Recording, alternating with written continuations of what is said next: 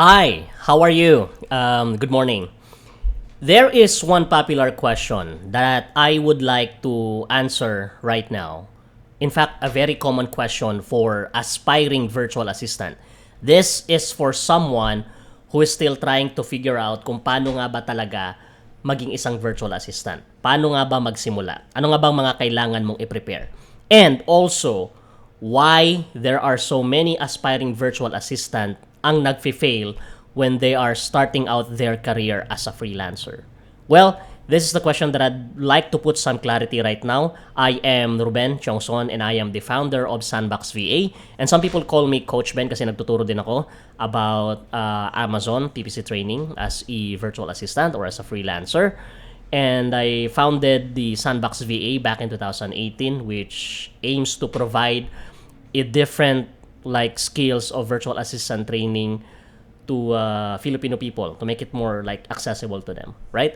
So let's go back to the discussion on how to become a virtual assistant and why a lot of aspiring virtual assistant is nagpe-fail when they are starting out their career. This is a very common question na tinatanong ng karamihan.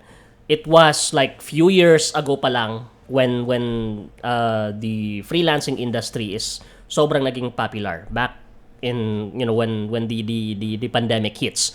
Yun talaga yung kumbaga parang mas naging nakilala yung pagiging isang virtual assistant. And there are like few people as well who are actually teaching kung ano yung meron sa industry na to, like setting proper expectation before you enter into the field, right? There are so many kind of virtual assistant that you can see out there, like as a graphic designer, as a video editor, copywriter, social media manager, Amazon e-commerce manager, and etc.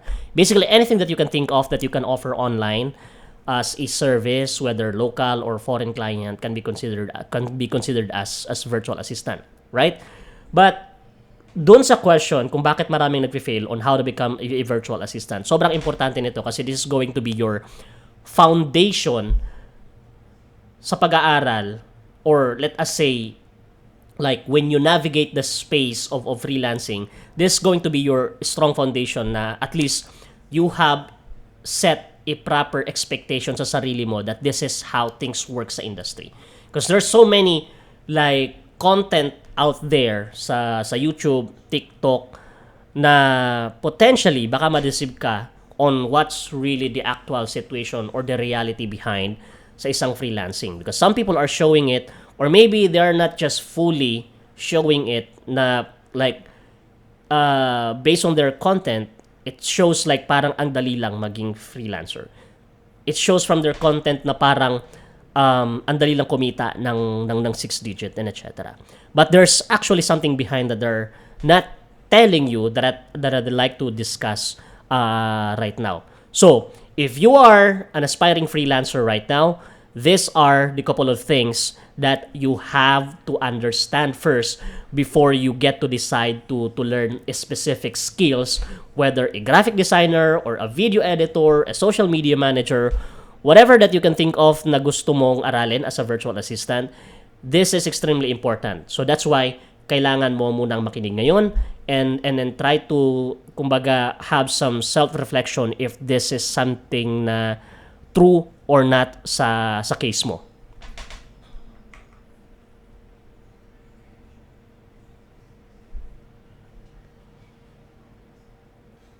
So first, let me go ahead and palitin ko lang yung screen. Let me put myself right here on the lower right corner and full screen. And by the way, this is the Sandbox VA. So, pinaka-common question ng karamihan, di ba? Like, paano nga ba talaga magsimula as a virtual assistant? So, let me share you my story first, how I actually started as a virtual assistant. Whether this story might catch your interest or not, depende na lang sa'yo. But to tell you honestly, kasi common din na question to, okay lang ba magsimula kahit like zero knowledge or zero experience? Well, then that's something that I would like to answer right now along with this discussion. Kasi to give you an idea, when I started back in 2017 as a virtual assistant, I have like totally zero knowledge as well. Like literally zero. I'm not even like a computer savvy back then nung nagsisimula ako. So basically, to answer the question, if that's the questions that you have right now, if okay lang ba magsimula with zero experience, well then the answer is yes. But let me tell you this, it's okay to start with zero experience kasi doon naman talaga lahat nagsisimula, but it's not okay to start with zero knowledge. Kailangan mo talagang magkaroon ng knowledge. And this is where the Sandbox VA will come in kasi that's what we actually do. We provide a specific skills or trainings on how to become a virtual assistant. So, that's our logo. You can visit our website, sandboxva.com. So, let's proceed now with a quick background story how I actually started as a virtual assistant, which is, yun nga, nasabi ko na I started with zero knowledge as well. But the question there is how. So, let me tell you a quick story. By the way, that's my full name, Ruben Chongson, and some people call me Coach Ben, right? And then, first is alam na natin to. What is virtual assistant or freelancer? And na-mention ko na kanina, anything that you can offer online or virtually can be considered as virtual assistant or virtual assistants, right? For as long as you are assisting someone through internet or remotely or on a different location using your computer, that can be considered as virtual assistant kasi you are assisting someone virtually. So that's virtual assistant. Now, example of that, yung na-mention ko kanina, graphic designer, video editor, web designer, web programmer, social media manager, and there's a lot more na pwede mong i-offer as a virtual assistant. It's totally up to you na lang kung ano yung klase ng skill na aralin mo as a virtual assistant that you think that would right fit for you. But we're not going to discuss that right now kasi again, what I'd like to talk about is how to become a virtual assistant and why a lot of people or aspiring VA is nagfe-fail when they are starting their career as a VA. Yun nga, di ba? So, ayun.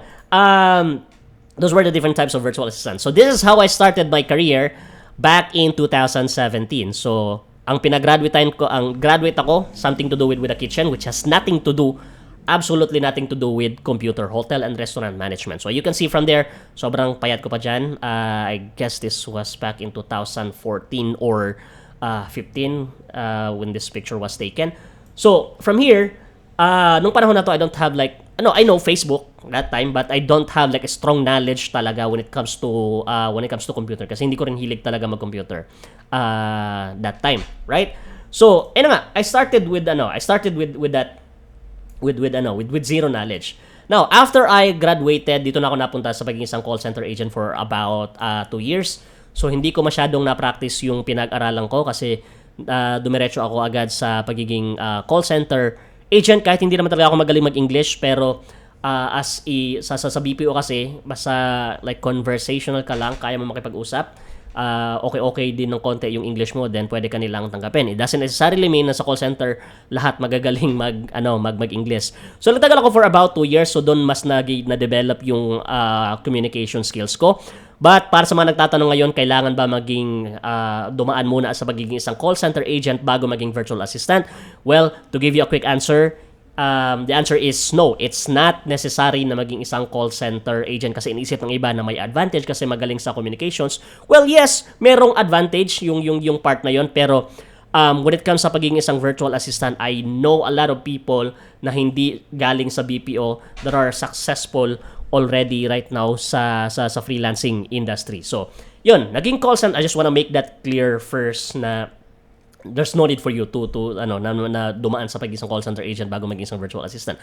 So, nagtagal ako for about 2 years and then there was a time that one of my colleagues talked about online jobs, yung online teaching, ESL, yun yung tawag ngayon. So, medyo na-intriga ko na konti. I tried to do some research and doon ko na-encounter yung term na virtual assistant. And timing then, when I decided to go to National Bookstore, meron din ako nakita ron na isang libro about virtual assistant. Virtual Careers, ang pangalan ng libro. That was a book of Jomar Hilario, as far as I remember. But that was the book na nakatulong sa akin about freelancing kasi mas na-introduce sa akin yung mga terms and what's going on with this type of job. So yun na nga, after 2 years sa isang call center agent, I tried to look for some training center here sa Davao City, which is luckily for me, nakahanap naman ako ng training center which is etong training center na to. With Knights of Online Marketers, KUM. Ayan ako, nakatayo back in 2017. And I have like a basic knowledge that time only about social media management when I decided to resign from my company, which is something that I will not suggest right now kasi sobrang competitive na ng market ngayon. If you have a basic skills as a VA, chances are you will have a hard time of finding the client that will accept you. Kasi nung panahon namin before 2016, 2017, hindi pa ganun talaga ka-saturated. So even if you have a basic skills pa lang, the chances of you getting a client is high. Pero ngayon, if nakikita mo sa social media, TikTok, YouTube, or Facebook, or somewhere else, na people are making this like huge amount of money as a freelancer, I would suggest for you to do some research muna. Like go dive deeper, wag masilaw sa kinikita nila kasi baka magresign ka bigla and mangyari pa ngayon maging unemployed ka kasi hindi talaga ganon kasobrang dali sa panahon ngayon na maghanap ng isang kliyente if you have a zero skill or zero knowledge about VA. So, ayun na nga, I decided to resign back in 2017. I took the risk na mag-resign and venture this type of career, which is after nun, about 3 months, 2 months or almost 3 months ata, first client ko as a social media manager. This is a construction company sa California. Yung name ng company is B&M Builders, which is my main job is all about social media management, growing their social media presence, responding to the inquiries, creating like graphical contents, videos, and etc. Basically, anything na pwede makatulong sa kanilang mga social media accounts, LinkedIn and Facebook and Instagram. So, this is what I am doing for about like 6 months that time. Pero, nung nagsimula ako, zero knowledge talaga. So, I tried to look for some client who will accept me na even if like I have zero experience, pero may knowledge ako. Which is ito yung tumanggap sa akin, B&M Builders. And this is where the story starts of my career as a virtual assistant. Now, remember, when I started, I don't have the knowledge. Ang ginawa ko lang, naghanap ako ng training center or someone na makakapagturo sa akin who can provide me a clear guidance on the steps na gagawin ko kung paano maging isang virtual assistant on specific skills that you are trying to learn. So yung napag-aralan ko that time, it was more on like basic blogging, email management, and social media management. So I decided to choose a social media manager because I was thinking that time na I think kaya ko siya kasi it's more on like posting and etc. Which is in reality hindi naman pala talaga ganun kadali kasi it involves like copywriting, dapat magaling ka magsulat, magaling ka sa grammar, magaling ka sa graphic design, video editing and etc. So hindi ako nagtagal although I was already making that time around $6 an hour. Maybe nagtagal ako around 5 or 6 months ata, then I decided to look for other type of VA skill. So nag-aral ako ng ibang skill na naman which is dito na ako nabagsak sa pagiging isang Shopify virtual assistant, which is my main job that time is more on product research and Facebook ads especially. So I'm managing their Facebook advertising account. So since I have the knowledge that time about Facebook ads because I was doing online shopping already nung nasa BPO pa ako, so I decided na why not try to become a Facebook ads virtual assistant. So since may knowledge naman ako noon, so I decided to become a Facebook ad virtual assistant, which I was already making around $8 an hour. That's a good amount of money already, good amount of rate already. But then, hindi rin ako tagal. Maybe for about 5 or 6 months then, I shifted to another type of skill na naman. And the reason for that is medyo sobrang naging mahirap yung Facebook ads sa akin. Kasi the disadvantage before, nung nagsisimula ako as a virtual assistant, there's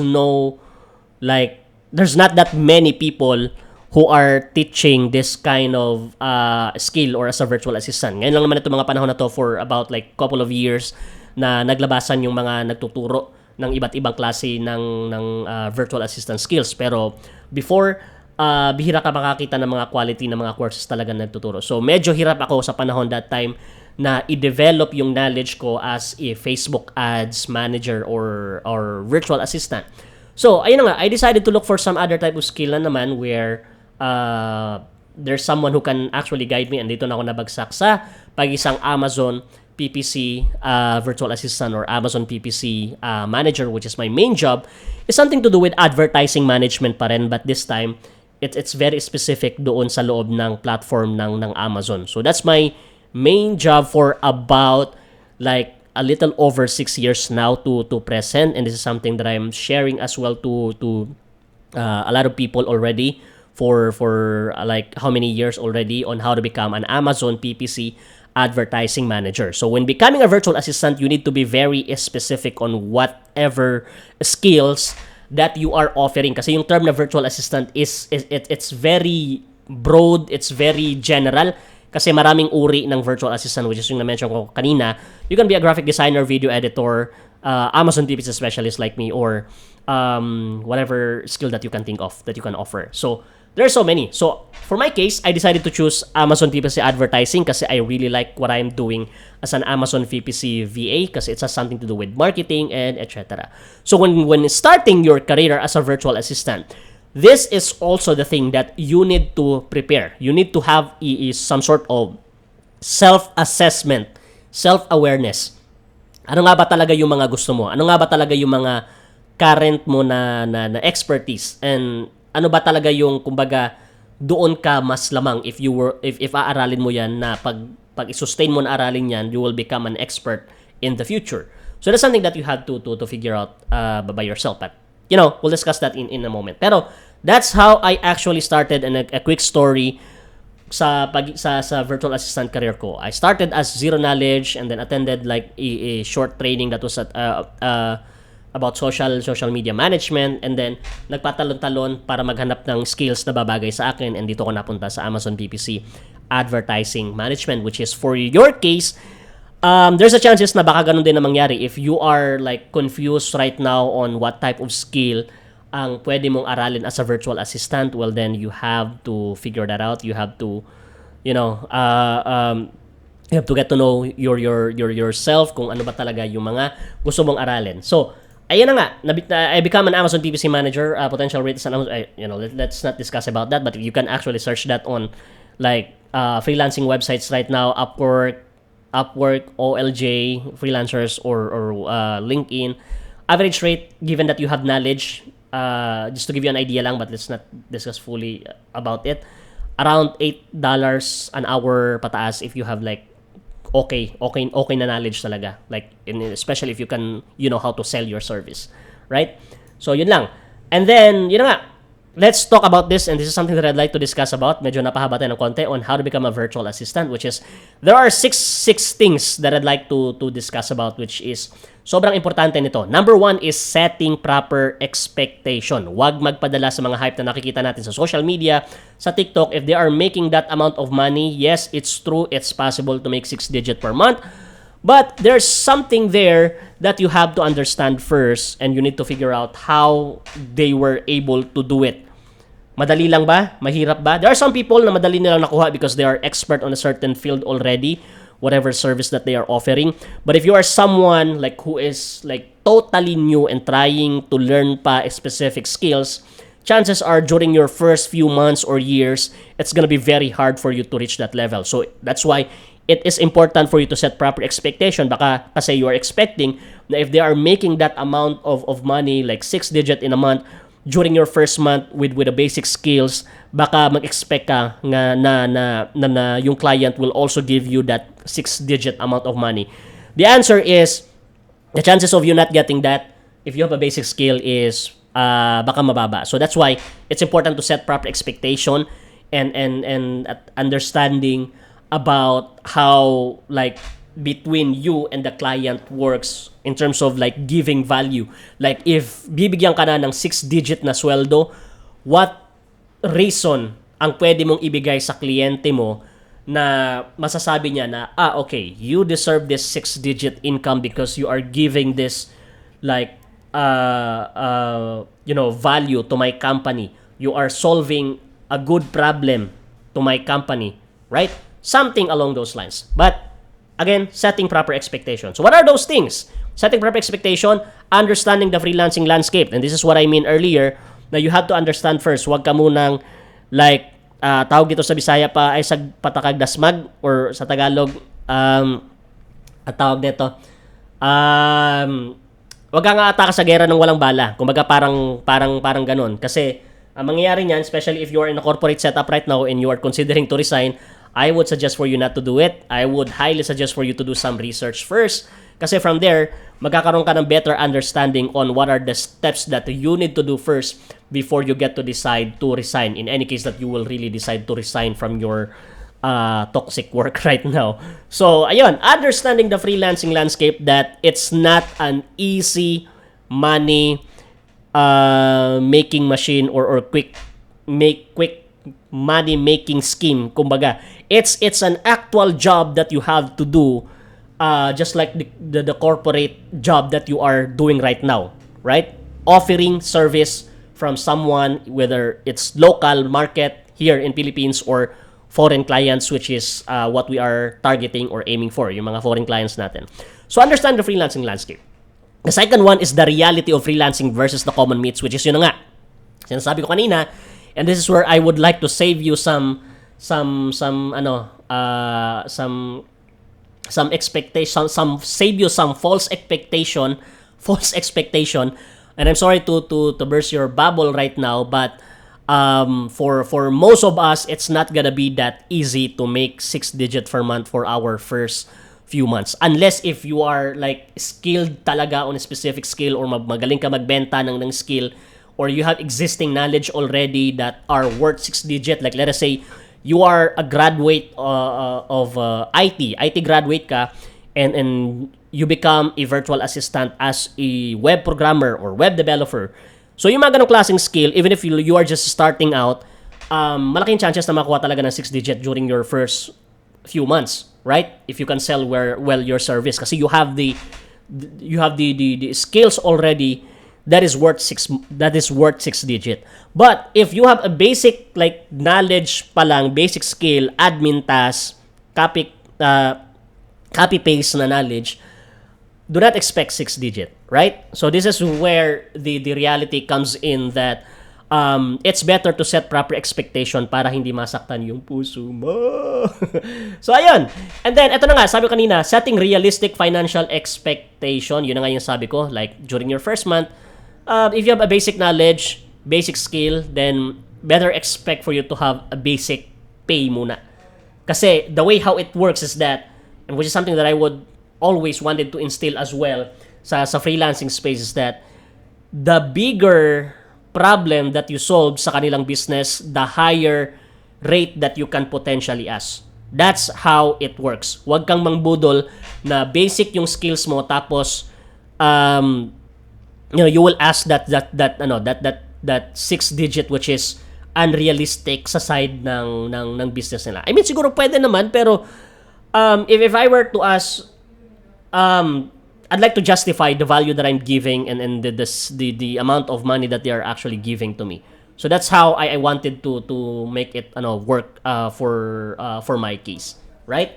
So yun na nga. And then continuous learning process and improvement. If meron ka natutunan na specific skills ngayon, it doesn't mean that you will stay there. It's gonna be a continuous process, kasi if hindi continuous yung learning mo, if you will not develop, if you will not improve, then chances are mapapag-iwanan ka ng mga other VAs who are actually putting some effort on keeping up with the latest like skills, knowledge, strategies, and etc. Whatever skills that you are offering. Like let's say for video editing, yung mga latest mga video techniques, editing techniques, and etc. So those are something that you have to learn. So you have to be you have to be like very like curious on things, on what to develop that you can offer to your clients. Dealing with rejections and failures, this is something that is very common, and you have to expect na with your career as a freelancer, kasi mangyayari talaga ito. So better for you to have proper expectation na merong rejections, and if that time will come that you will get rejected sa isang kliyente, do not take it like too seriously, to the point where you will decide to stop because you have been rejected once, twice, or thrice. So if there's a rejection, just don't mind it. Like just move on, right? Wag mong dibdibin, kasi nandyan talaga yan. And then ito, mental health and how you deal with it, especially if there's for someone who is like struggling financially and kailangan na talaga ng trabaho. If you get that rejection, just like what I said, just move on and find the right client that would fit for you, that will accept you. But again, if you will encounter that rejections already, do not just let it slide na parang papabayaan mo na lang without even learning why you have been rejected. So you have to figure out what are the things na mali sa ginawa mo, why you have been like rejected. Para the next time around that you encounter an interview sa isang kliyente or prospect client mo, you can do some test and adjustment and see what's gonna work for you in order for you to close a deal with a client. So ganun lang. And then, sobrang importante nito, nakasanay natin sa mga corporate setup na meron tayong mga backer, meron tayong mga kumbaga palamuti when it comes to a certificate, which is yun naman talaga yun dito sa atin. It will always be back with strong credentials para i-accept ka ng isang company, or you have this backer na kahit hindi ganun ka-strong yung credentials mo, basta may backer ka, ma-hire ka, matatanggap ka sa company. Pero sa case na sa freelancing, I would suggest for you not to rely on certificates.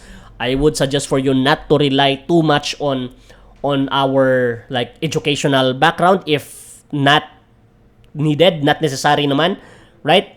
Like let's say as an Amazon PPC specialist, as like HRM graduate, it's not necessary for me to say that I'm an HRM graduate kasi it's irrelevant doon sa business nila. Not unless if you are like applying as a VA, that has something to do with accounting or bookkeeper. And if you are an accounting graduate, then that would help a lot, right? But if irrelevant yung educational credentials natin sa kanila, like showing our certificates, ganito, ganyan, etc. For most cases, it won't matter to them kasi what they really care about is your skills and knowledge. Kasi sa freelancing industry, this is what you always have to understand. Your skills and knowledge. Remember this. Your skills and knowledge is currency. That's equals to currency. And walang backer dito. I mean, meron yung mga VAs na pinagkatiwalaan na ng mga kliyente nila na sila na yung mag-hire, sila yung mag-desisyon. Merong mga ganon. And lucky for you if you have some friend na papapasukin ka without even having a strong skills or knowledge. But let's not rely on that, right?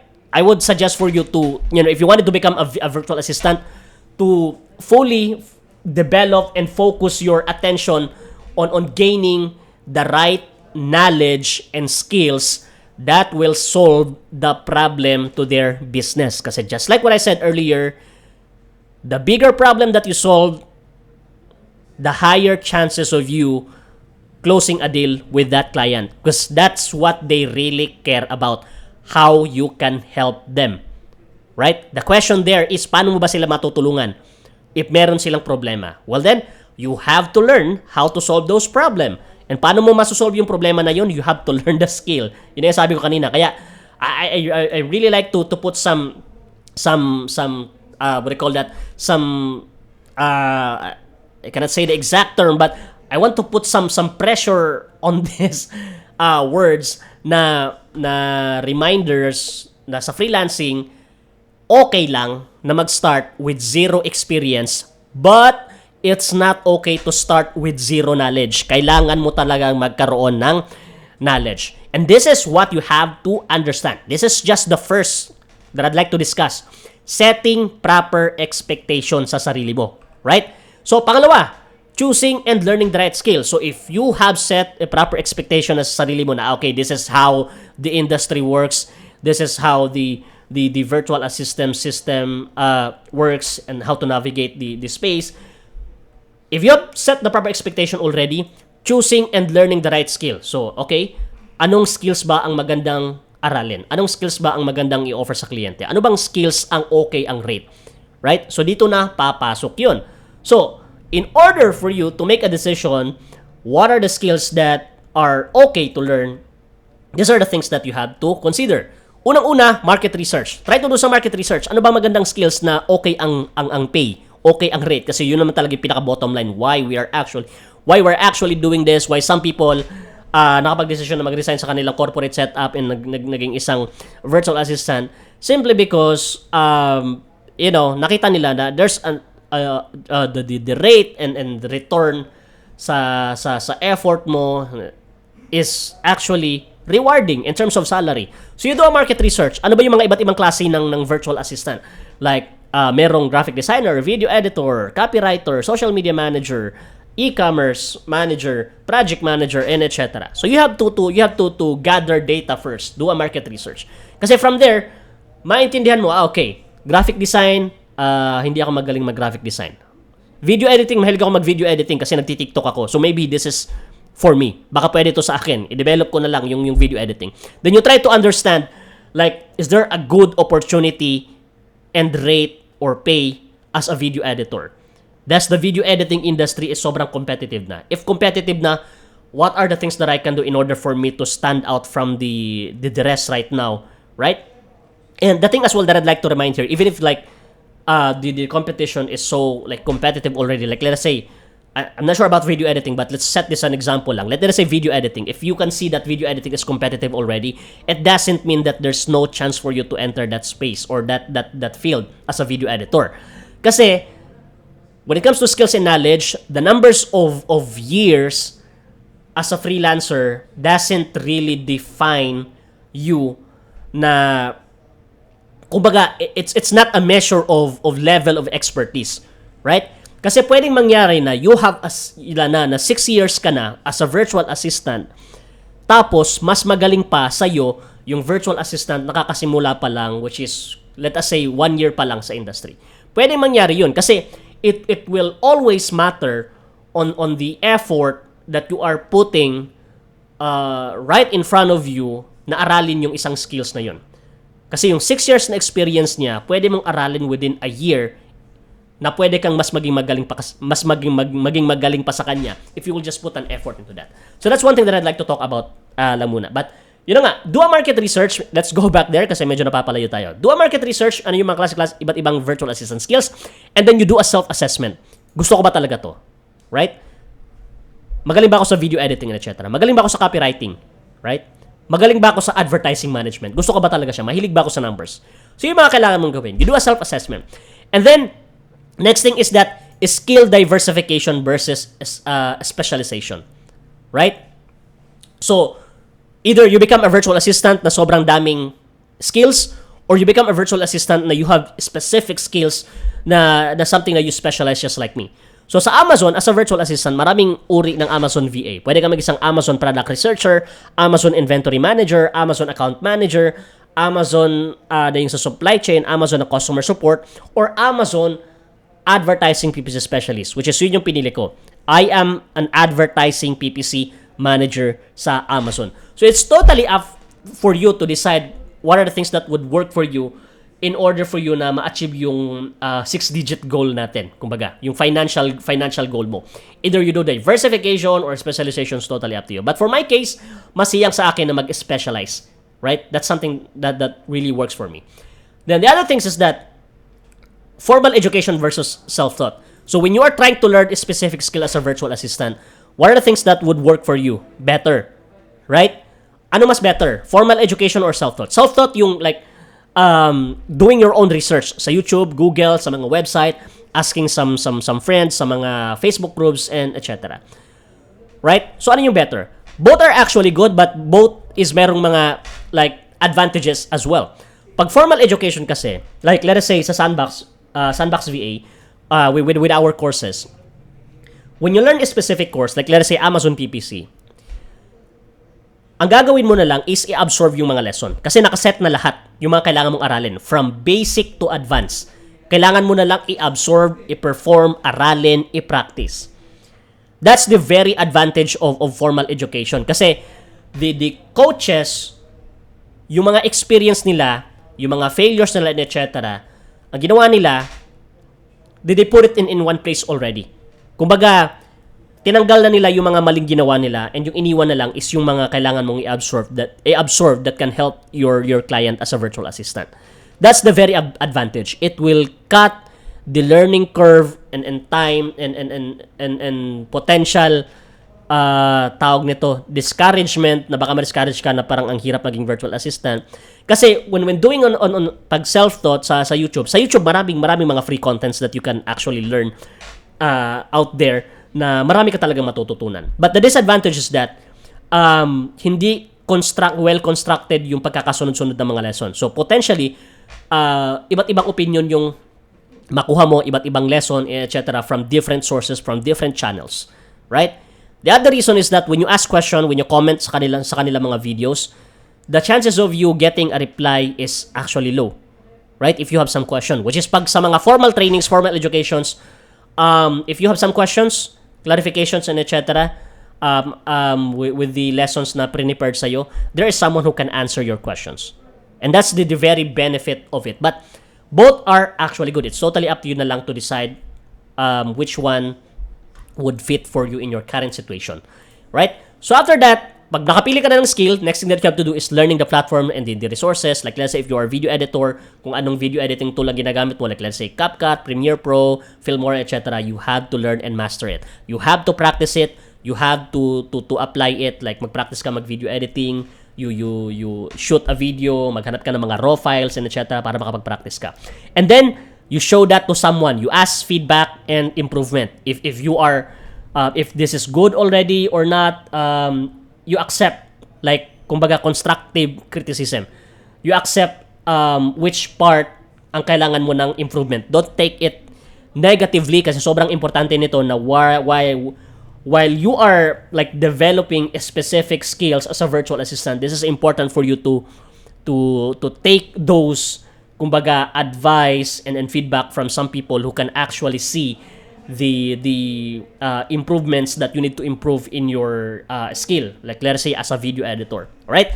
Then the other things is networking and mentorship. This is important for you to join communities and look for some people na potentially na makatulong sa iyo if you will ask some question. There are so many free communities in Facebook that you can join, like let's say for CapCut, video editing, Premiere Pro, and etc. Join them, engage, ask questions until sa ma-develop yung skills mo as a virtual assistant, whatever skills that you are trying to learn. And that's number 2. Choosing and learning the right skill. Ngayon, pag meron ka ng skill, naaral mo na siya, the next thing that you need to understand is that building your confidence. Napakaraming mga aspiring virtual assistant na skilled pero hindi sila confident i-offer yung skills nila, or they are not really into selling their service or like talking to foreign clients or some people, or they're not into selling, kumbaga, parang ganun. So, sobrang importante nito kasi this is where a lot of aspiring VAs na parang medyo nasasayang yung skills and knowledge nila kasi they don't know how to offer the service that they have learned, the skills that they have learned. So, number 3 is building your confidence, right? And things that you have to understand is, eto na yon, self-reflection and self-awareness. Like, is this something that you really wanted to do and that you can sustain in the long term? Is this something that you are confident to offer na if like you will offer the service to a client, like let's say video editor, you can really deliver the job that the client is asking for. Self-reflection of like kumbaga acceptance na hindi ako magaling sa communication. Like let's say hindi ako magaling sa communication, hindi ako magaling magbenta ng service, hindi ko alam ano yung gagawin ko para mag-attract ng kliyente. So if you are fully aware with those like challenges or weakness on your side, then go find someone who can help you with that. Go find someone who are good with selling knowledge. Join some group, ask some kumbaga mga seasoned freelancers.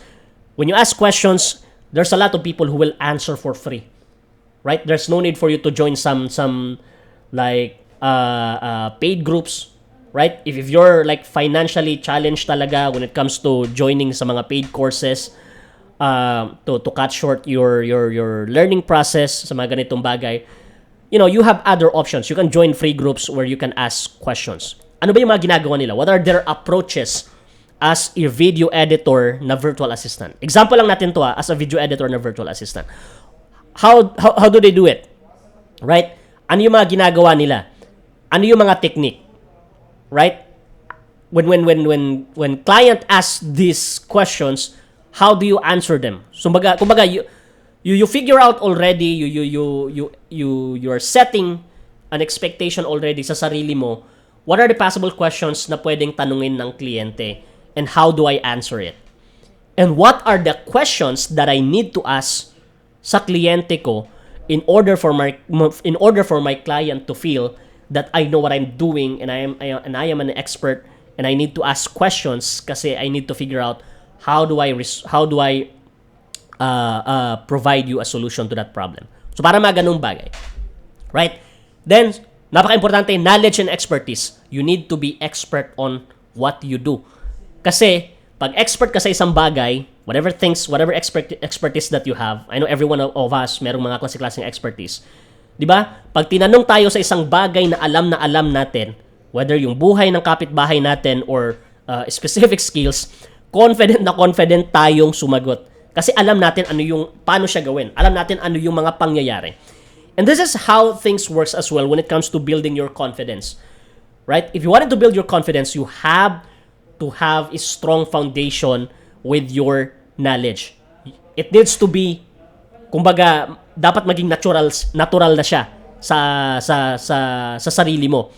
Na when somebody asks you that question, you can, confidently answer straight and walang I forgot the term, basta yun na yun. Basta yung parang walang pagdadalawang isip, kumbaga parang ganun. So, practice and preparation, and sobrang importante nito, pinag-usapan natin kanina, you need to have a positive mindset, feedback and construction criticism. Kailangan talaga natin to palagi in order to build our confidence. So, go ahead, find some people, make some friends with freelancers where you can practice, like let us say aspiring freelancers then who is practicing their communication skills. So pwede kayong mag-set up ng call kayong dalawa, mock call kayo na kunwari kliyente siya, ikaw naman yung nag-offer ng service and etc. So you figure out each other how to respond on specific questions to the skills that you're offering. So yun na nga. Then networking and social interaction, ito din sabi ko kanina, sobrang importante niyan na you connect with people to the skills that you're offering para makapagtanong ka sa kanila and ma-improve yung knowledge mo. And then handling failures and rejections. Ito pa rin yun. Sabi ko kanina na rejection is there, failure will be there. Better expect it na nandyan talaga yan para hindi na siya ganun kasakit, or let's say every time na mangyari yan, wag mong didibdibin. Right? And ito naman, so, pag confident ka na sa knowledge na ino-offer mo, the next thing that you have to do is magkaroon ka ng maayos na presence sa social media. Visual branding. Kasi some clients, especially if you are into creative industry, graphic design, video editing, masyadong tinitingnan nila yung mga profiles natin, yung portfolio natin, etc. So, it needs to be presentable, which is I would suggest, especially pagdating sa Facebook account, for you to create a Facebook accounts that is specific for virtual assistant para sa trabaho, and separate doon sa Facebook account natin na ginagamit natin para mag-share ng mga memes, mga rants natin, mga tulfo, and etc. So it needs to be separate. Para yung mga friends mo doon sa kabilang account, puro mga freelancers lahat, puro mga video editors na pwedeng makatulong sa'yo, yung mga makikita mo sa feed. Puro mga positive side sa industry na pinapasok mo as a virtual assistant. So that's one thing that I would suggest. But number 4 is optimizing your social media presence, which is, it involves choosing the right platform. Saan kadalasan tumatambay yung mga kliyente mo when it comes to the skill that you're offering. Let's say video editor, Facebook, Instagram, TikTok. I think marami doon. I'm not sure because I'm not a video editor. But choosing the right platform is important.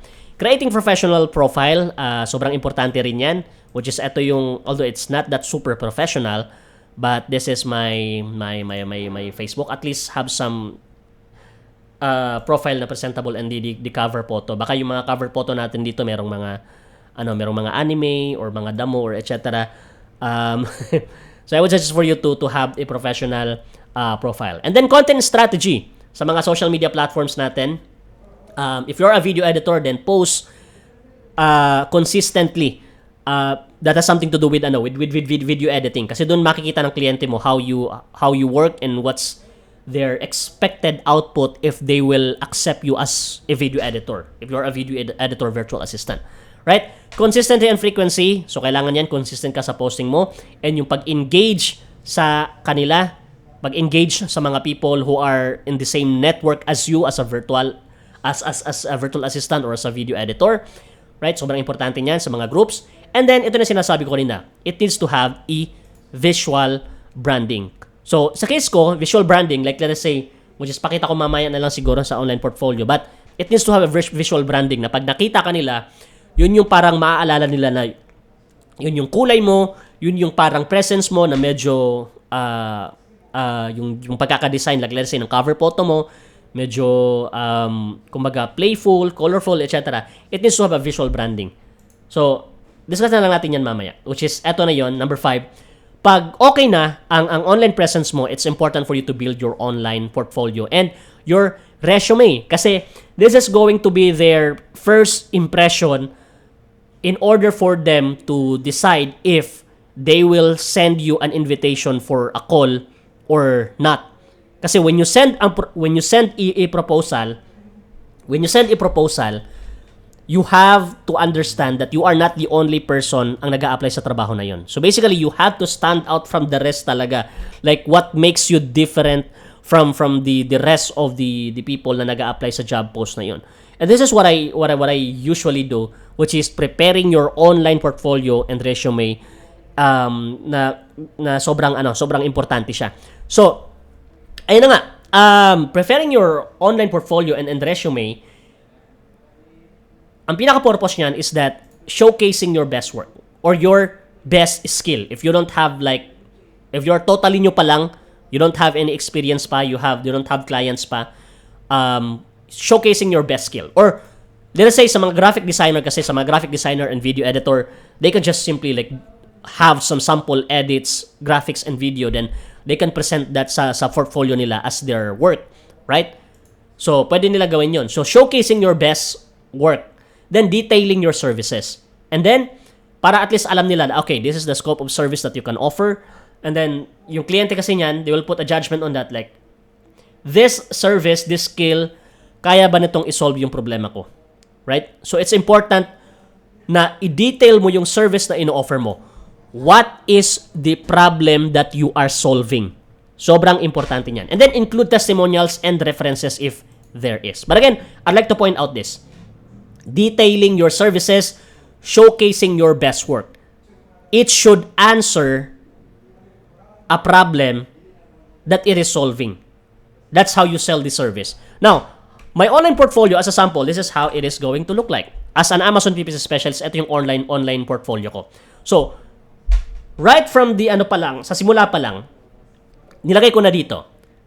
Short tagline, reclaim your wasted ad spend. It's like me solving a problem already sa advertising, paid advertising efforts nila sa Amazon, na I'm solving on cutting your wasted ad spend. Reclaiming your wasted ad spend, and mas magamit pa siya doon sa mas mabuting allocation doon sa mga product na binibenta nila. So, another short tagline, stop throwing money down the drain. Don't let wasted ad spend kill your budget. So I'm not detailing the services that I'm offering here yet. I'm just saying here claiming your wasted ad spend, which is the client is fully aware already what I'm trying to solve here. Now, going back with the visual branding, this is what I exactly mean when it comes to online portfolio, creating an online portfolio. And by the way, this is purely made by Canva, very easy to make. There's a lot of template that you can use as well, right?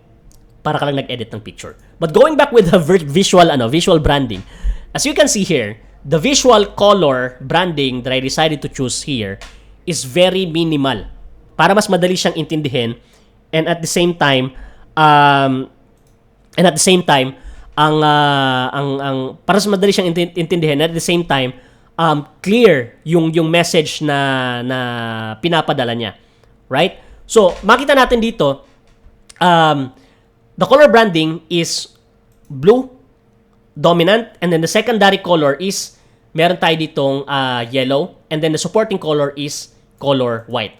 So it's important for you to choose a specific specific colors that will complement to each other na kung saan magiging professional talaga siya tingnan.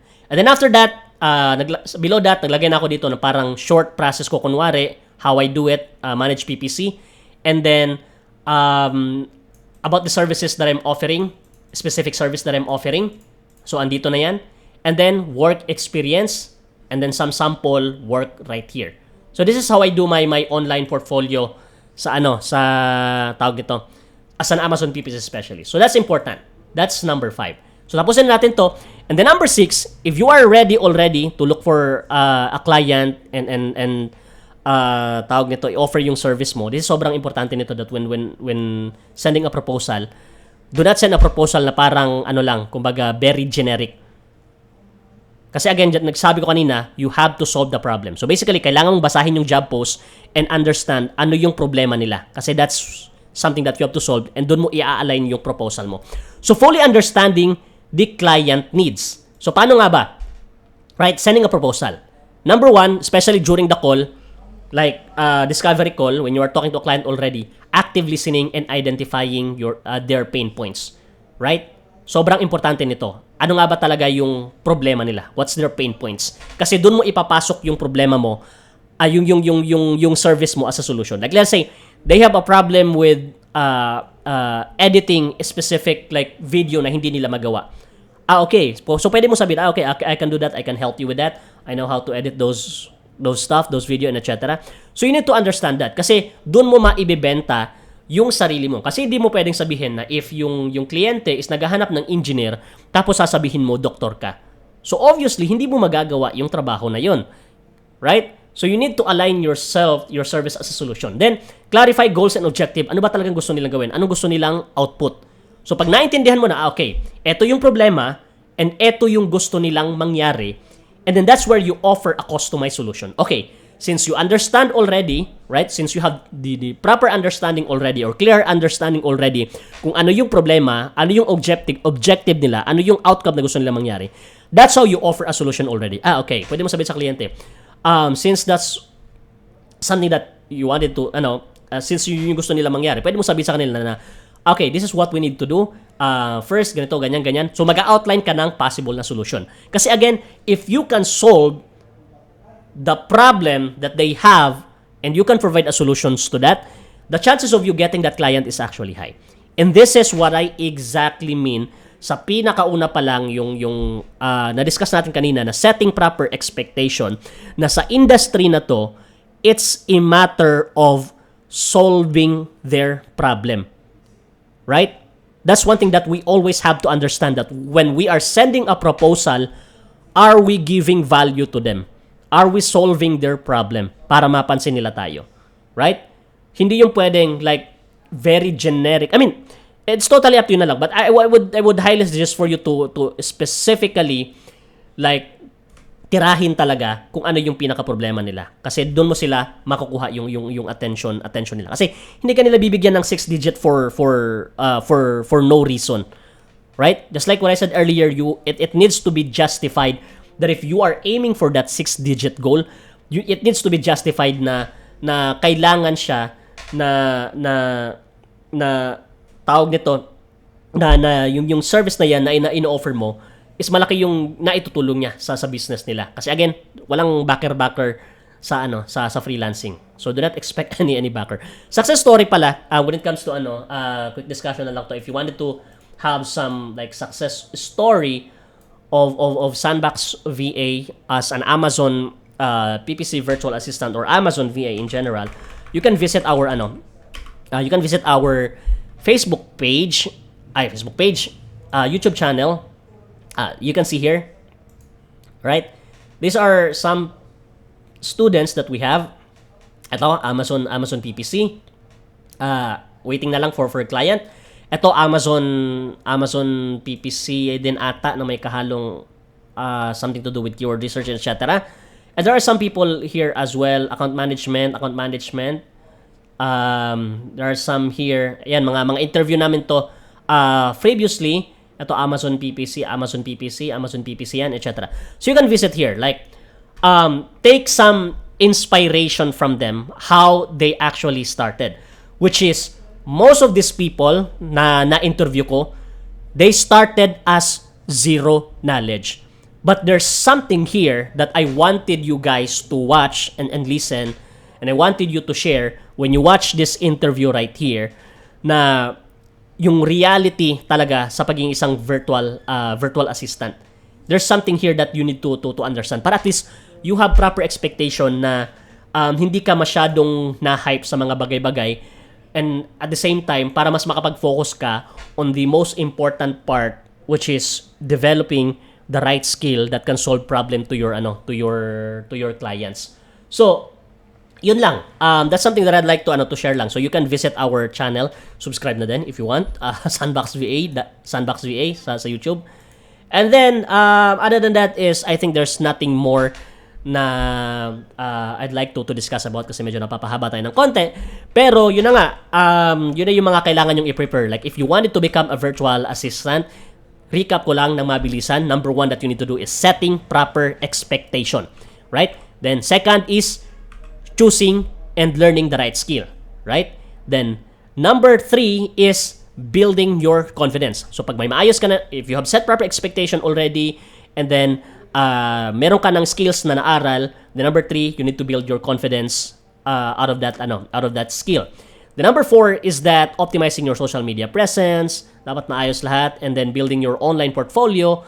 And then, here, dito na papasok yung number 6 is that sa prospecting na to, which is sobrang importante nito, fully understanding the client needs before sending your resume, your portfolio, or sending a proposal. So, yun lang. And once again, this is me, Coach Ben. So, medyo napatagal tayo ng konti. But, yun na nga, that's something that I'd really like to discuss so people would really understand that it's not gonna be kumbaga a smooth sailing as a freelancer for most of us. Again, merong iba na madali lang para sa kanila. There are some people na madali lang talaga para sa kanila. Pero majority talaga sa karamihan para sa mga nagsisimula pa lang and may basic skills pa lang, it's not gonna be like smooth sailing talaga, right? Smooth sailing in terms of like getting that 6-digit goal na meron tayo.